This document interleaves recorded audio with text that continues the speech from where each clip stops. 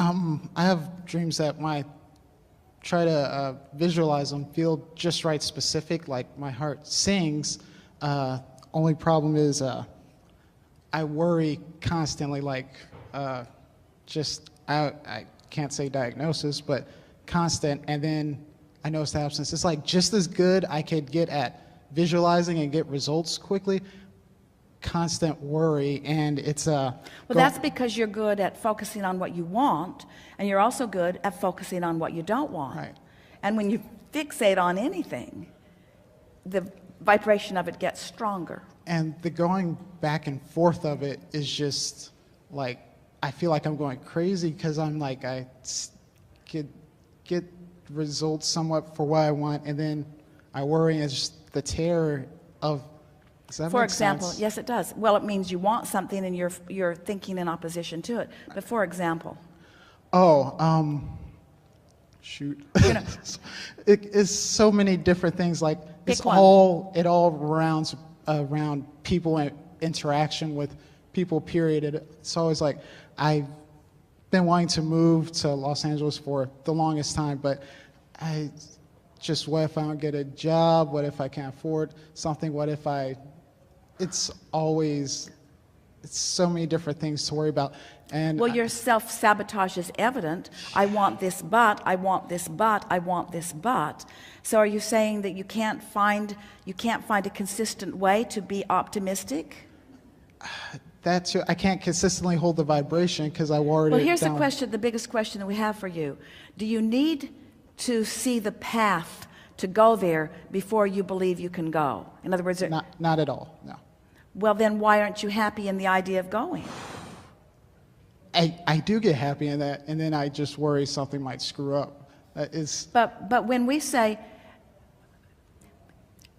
the whole idea of the vortex in our pointing your attention to the reality of it is because we know that what you want is there, and we want you to sneak a peek. And so if you believe in the vortex and you believe in the things that you've put there, can you receive consistent satisfaction from what's in there? And for most people, they would say yes, but they mean no, because they want to see it and hear it and smell it and taste it and touch it before they want to see once the path begins to unfold, then it's really fun. Once they can see the means to the end, then they start feeling better. But faith is being able to feel good before you can see the means to the end, before you can see the trail.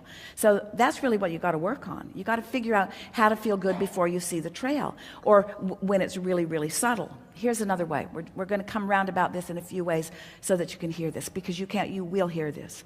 So Esther bought a Tibetan bowl, and it's big and it's beautiful, and it has a tone that actually tunes her whole body when she bangs it. It's really, really a beautiful sound. And she heard us say that once a vibration begins, that it never ends, that your ability to discern it ends, but the vibration is an eternal vibration. So she bangs the bowl, and she stands there, and she can actually feel it in her body for a while. And then as it becomes more and more faint, she moves closer and closer to it until eventually she's got her ear right into the bowl, and she's discovered that 20 minutes later she can still, with her ears, hear this bowl. So in the same way that we like those words, and Esther liked them too, that the vibration is there, but my ability to hear it is not.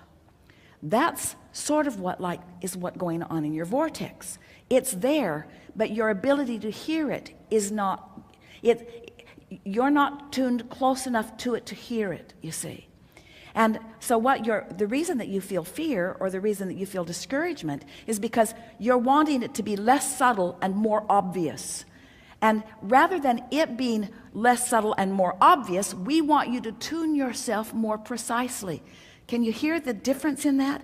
Because if you will decide that you're going to tune yourself more precisely, this is what Jerry is teaching Esther now, is that he can't be blatant and obvious like he always was. He could walk in a room and cheer her up. She realized he was like her tuning bowl. He was ringing a vibration, and all she had to do was observe it, and she felt good.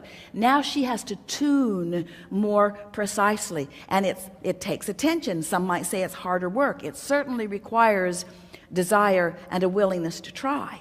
But you just can't stand back and say, I can't do this, because you can. You can go more general. You can find a way to feel it. And you've got to feel it before you see it, or it can't come. What do I do about the worry when it happens? Understand what the worry is. Worry is the indication that you're not doing it. In other words, worry is as good an answer to you as we could give you here. You're all excited. You're going to get to talk to Abraham. Abraham's going to tell you the right answers every single time, but your ability to hear them depends on where you are vibrationally. So your worry is an emotion. It's part of your guidance that's saying, this thought isn't helping. This thought isn't helping. This thought isn't helping. This thought isn't helping. Not you should change this thought, or no, you're wrong to think this thought, or this thought is inappropriate. This thought isn't helping. This focus is setting up a frequency that is keeping you from tuning to what you're really wanting. So what's in your vortex can't flow easily. There are 50 paths of almost no resistance, all lined up to give you a direct route to California. And you can't find them because you say, what am I doing wrong? Or what's causing this? And we say, it doesn't matter what's causing it, cut it out.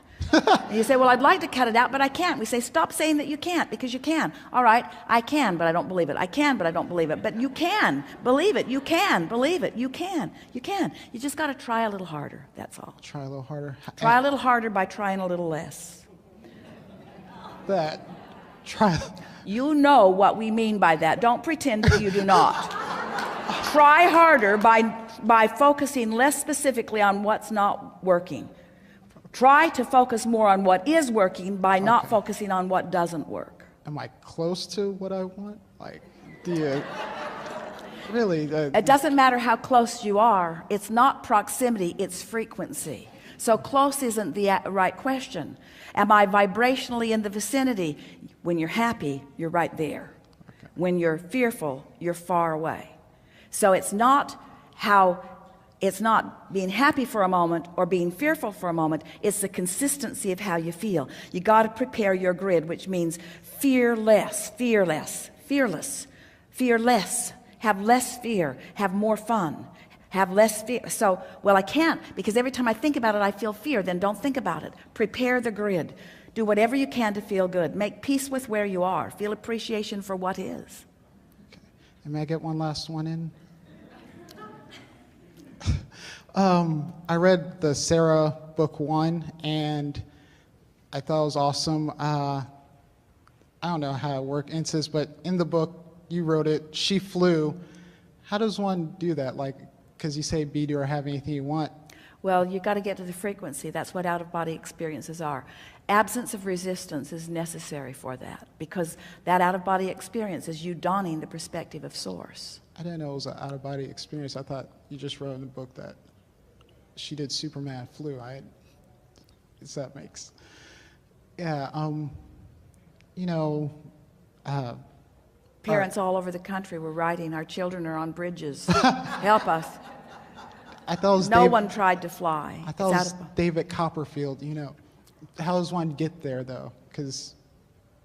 Well, everything that we've been talking about is the path to that. And it's one of the things you said, nothing's off limits. And so you get your paper out and you present us with something that you felt maybe should be off limits, but nothing's off limits. So we're going to give our nothing's off limits back to you in this sense. Nothing's off limits. And if we didn't know that you were ready to hear it, we would not give it to you. And if we didn't know that you understand the love with which we give it to you, we wouldn't give it to you. You must stop arguing for your limitations. Because in part, you have a sort of good thing going because you're entertaining with it. But the entertainment of others is not worth the sacrifice of your own vibrational balance. We really want you to visualize this grid, even though you can't see it, and accept that you have a point of attraction, which is all about how you feel. So when you are eating a satisfying meal and enjoying it, take a moment to acknowledge, this is good grid building. This is good. When you see someone on television or in person who is particularly entertaining and you are really feeling amused by them, acknowledge the levity that you feel and consciously say to yourself, this is good grid building. When you feel inspired to offer a compliment, in the midst of it and following it, feel glad about it and acknowledge this is practicing that vibration. And when you feel a little fear or a little angst about something, stop and say, I'm not tending to my grid, but I can. Right now, I'm not tending to my grid, but I can. Because you have a very interesting mind, and by interesting we mean the facets of your mind. You go easily to places that people don't commonly go, and you fixate. That can be your greatest gift when you get it pointed toward the things that you want. But it's a real disadvantage when it's pointed toward what you don't want. And that's why you obsess. You obsess on things wanted, but you obsess on things not wanted. Esther's like that too. It's the power of focus. When you have the ability to focus, and law of attraction responds very fast to the clarity of your focus, then things happen fast, which means your emotions come forth fast too, you see. So you want to make a decision that how you feel matters, and then you want to tend in whatever way you can to softening that emotion. If there was one thing that we could give to you that we want you to leave this gathering with and to think about every single day, it's that the emotions that you feel are your very best friends, whether they are good feeling emotions or bad feeling emotions, because they are telling you what you're doing in the preparation of your grid. And nothing matters more than the preparation of your grid, because it equals your point of attraction. The next thought that comes is because of the preparation of the grid. The people you bump into that talk to you is because of the preparation of your grid. You want to ready yourself for what's in your vortex. That's really what you want to do. What's in your vortex is high flying and good feeling. It's fast moving. It's ecstasy. It's energy. It's passion. It's everything that you've come to the point of wanting so far. And you have easy access to it. You just got to tend to your grid, really. Thank you. The grid's more important than everything. It's the point of attraction, and it's everything that we've talked about. Everything that we've ever talked about has been about you doing something about your point of attraction. Releasing resistance. Think about what you want. Pivot. You can go back to the first words that were uttered. They're all on torrent. Go look. Thank you. Thank you so much. Thank you.